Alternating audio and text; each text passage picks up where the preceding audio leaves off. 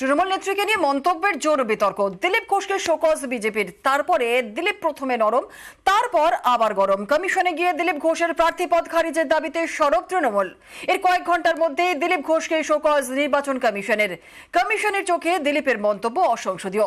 দুদিনের মধ্যে তাকে শোকজের জবাব দিতে নির্দেশ।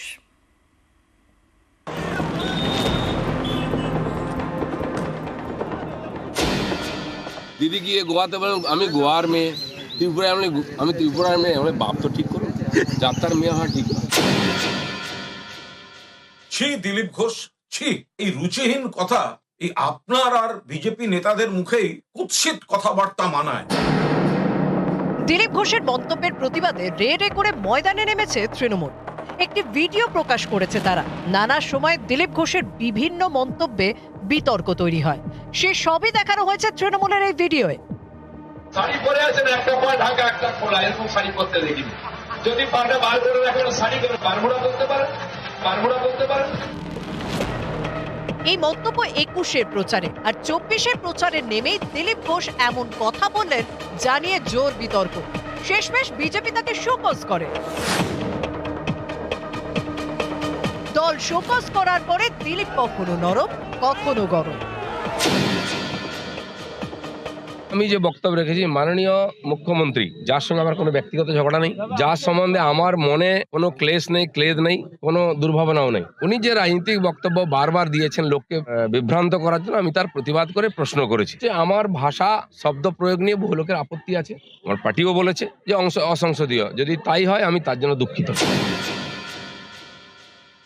তারই পার্টির এক নেতা, তারই পরিবারের এক নেতা, সে কাঁথিতে দাঁড়িয়ে গিয়ে আমার বিধায়ক দলের নেতার নামে, তার বাবার নামে এর চেয়েও খারাপ শব্দ বেরোলো, গালাগালি দেবে। কেন আমার বিধায়ক দলের নেতার কি মান সম্মান নেই? তার বাপ তুলে কথা বলবে? তার বাবা বাংলার একজন বরিষ্ঠ রাজনীতিবিদ, এখনো জীবিত আছেন, তার মান সম্মান নেই? তখন তো টিএমসি কেউ প্রতিবাদ করে না, পার্টি থেকে স্টেটমেন্ট দেওয়া হয় না কেন? উনি কি শুভেন্দুর বাবার কথা বলছেন?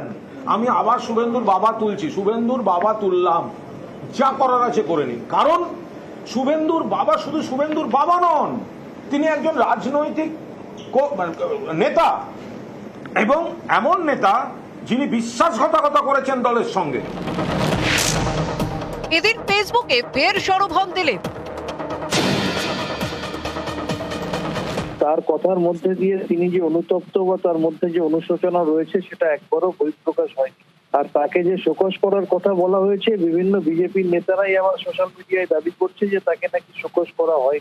দিলীপ বাবু তার সংস্কৃতি বজায় রেখেছেন। এই দলটা আদ্যপ্রান্ত নারী বিদ্বেষী একটা রাজনৈতিক দল। মঙ্গলবারই দিলীপের বিরুদ্ধে কমিশনের নালিশে জানায় তৃণমূল। বুধবার তৃণমূলের প্রতিনিধি দল যায় মুখ্য নির্বাচনী আধিকারিকের অফিসে। দাবি করে দিলীপ ঘোষের প্রার্থীপদ খারিজ করতে হবে।